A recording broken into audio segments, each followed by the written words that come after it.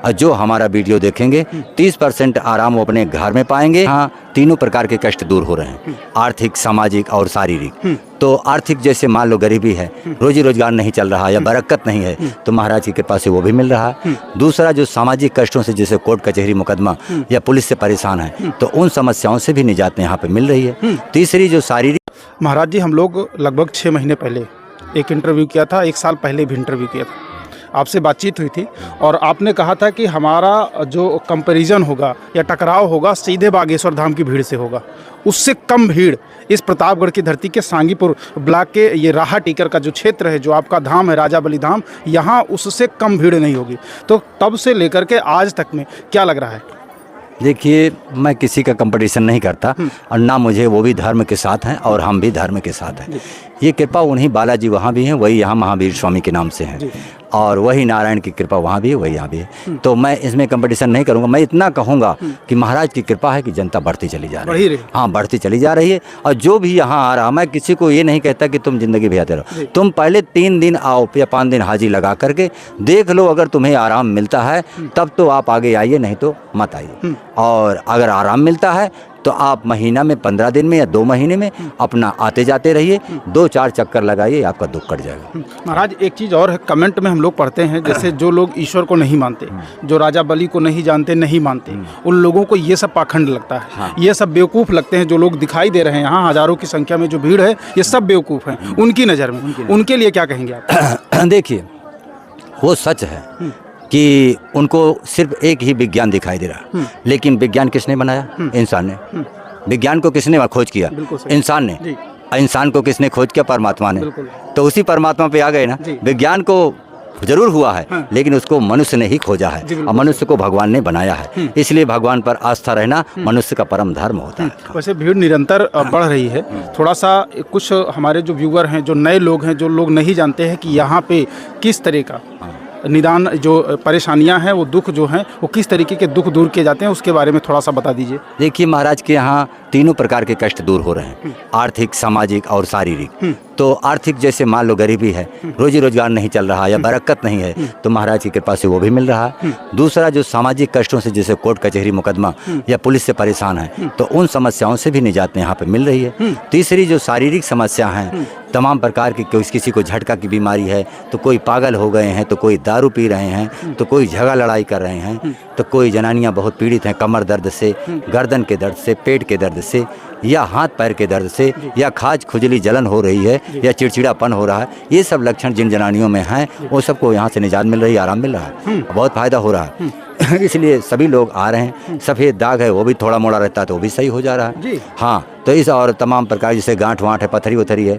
तो शंकर जी का मंदिर है, वहाँ से लोग जल लेकर के जाते हैं और उसको श्री शिवाय नमस्तुभ्यम कह के पीते हैं, वो भी ठीक हो जा रहा है। तो पथरी जो है ठीक हो जा रही है। ठीक हो जा रही है। जिन महिलाओं के जैसे पैर में दर्द, घुटने में दर्द या बुरे बुरे सपने आना, उनके लिए ऐसा क्या है और वो होता क्यों है?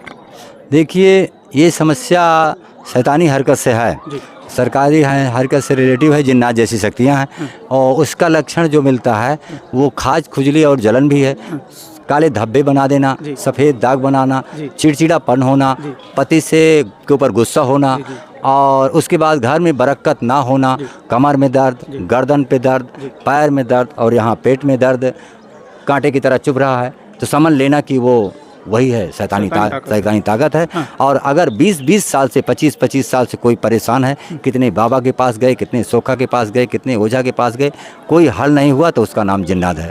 हाँ, फिर उसका नाम जिन्नात है। वो जल्दी हटता नहीं, वो हटेगा तभी जब कोई उसको ईमानदार पुरुष और सत्यवादी देवता मिल जाएगा, तब, नहीं तो हट नहीं सकता। जो पैसा मांगता ना हो, जो चढ़ावा न चढ़वाता हो, जो ठगी ना करता हो, ऐसा कोई पुरुष ईमानदार मिल गया जो हनुमान जी और नारायण का भक्त हो या देवता उसके पास शक्तिशाली हो, तो कई लोगों का ठीक हुआ है। यहाँ तक कि महाराज ने से जो पूछ के जाता है कि हम महाराज जी, डॉक्टर ने मुझे ऑपरेशन करने के लिए बोला है और डेट रख दिया है, मैं जाऊँ, तो महाराज कहते तुम जाओ, ऑपरेशन सक्सेसफुल हो जाएगा और तुम ठीक हो जाओगे, चिंता मत करो। तो वही लोग आते हैं तो क्या बताते हैं कि महाराज जी, मुझे तो ऐसे लगा कि जैसे आप मेरे सिर पर हाथ सहला रहे थे। जब मैं ICU में गई तो मुझे ये पता लगा कि जैसे आप मेरे सिर पर हाथ सहला रहे हैं और ये कहते हैं कि तुम चिंता मत करो, मैं तुम्हारे साथ हूँ। मैं कहता मैं तो घर पे था, मैं कैसे, तुम्हारा ये विश्वास है और महाराज की कृपा है, ये कह के मैं निकल जाता हूँ कि मैं नहीं जाता। और सही मैं कहाँ जाता हूँ, वो हो सकता है मेरे रूप में वो जाते होंगे, लेकिन मैं नहीं जाता। मैं तो मूर्ख आदमी हूँ, ना मैंने कोई तंत्र विद्या, ना मंत्र विद्या,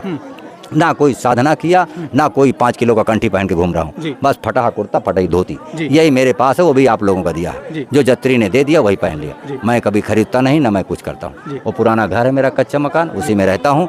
जनता अनाज दे रही है 1 किलो, उसी से भंडारा चल रहा है। मैं खरीद नहीं सकता, ना मैं इतनी जनता को खिला सकता हूँ। अच्छा, एक जो सबसे महत्वपूर्ण सवाल है, अक्सर लोगों के दिमाग में आता है, क्योंकि पाखंड शब्द जहाँ जुड़ जाता है वहाँ फरेब और धोखाधड़ी और धन उगाही जैसे शब्द भी आते हैं।